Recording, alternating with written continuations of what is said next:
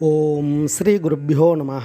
ஓம் come கணபதையே நமः. நம்ம ஸ்ரீநிகேதன் வலைதளம் வாயிலாக முருகப்பெருமானுடைய சஹஸ்ரநாமத்திலிருந்து தினம் ஒரு நாமாவளியை சிந்திக்கின்றோம். இன்றைய தினம் 519வது நாமாவளியாக ஓம் பிரசன்ன ரூபாய நமः. முருகப்பெருமான் இந்த நாமாவளி எப்பொழுதும் சந்தோஷமாய் இருப்பவருக்கு நமஸ்காரம் அப்படின்னு வர்ணிக்கிறது.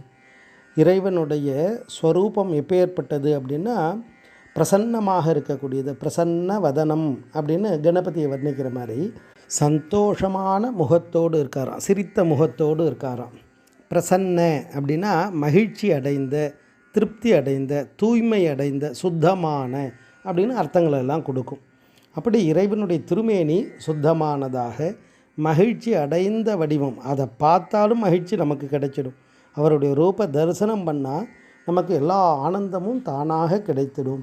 அப்பேற்பட்ட ரூபமுடையவர் பரம்பொருள். அதனால்தான் சூரபத்மனே அந்த விஸ்வரூப தரிசனத்தை பார்த்துட்டு அவ்வளவு முருகப்பெருமான ஸ்தோத்திரம் பண்ணுறான். அப்பா, உன்னை பல் முளைக்காத பாலகன்னு நினச்சிட்டனே, நீ தான் மூவருக்கும் தேவருக்கும் மேலானவன்றதை உணர்ந்துட்டேன் அப்படின்னு அவருடைய ரூபத்தை பார்த்து அப்படி வர்ணிக்கிறார். அவருடைய ரூபத்தை பார்த்து நாரதர் போயிட்டு மகாவிஷ்ணு கிட்ட சொல்கிறாராம், இது மாதிரி விஸ்வரூப தரிசனம் நான் பார்த்து அவ்வளவு ஆச்சரியப்பட்டேன் அப்படின்னும் பொழுது மகாவிஷ்ணு சொல்கிறார், அவர் மும்மூர்த்தி வடிவமாக இருக்கக்கூடியவர் அப்படின்னு இறைவனுடைய விஸ்வரூப தரிசனத்தை பற்றி மகாவிஷ்ணு அவ்வளோ அழகாக வர்ணிப்பார்.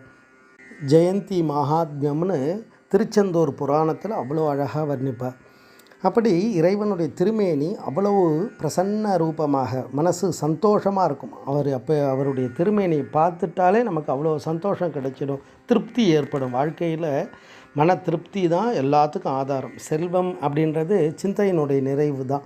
அப்போ நம்ம மன சந்தோஷம் அடையிறது, இறை அருளால் அடையிறது தான் உண்மையான சந்தோஷம்.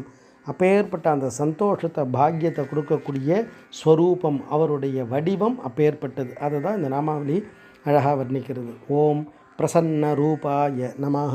ஸ்ரீ குருப்பியோ நமः. ஓம் சும் சுப்பிரமணியாய நமः.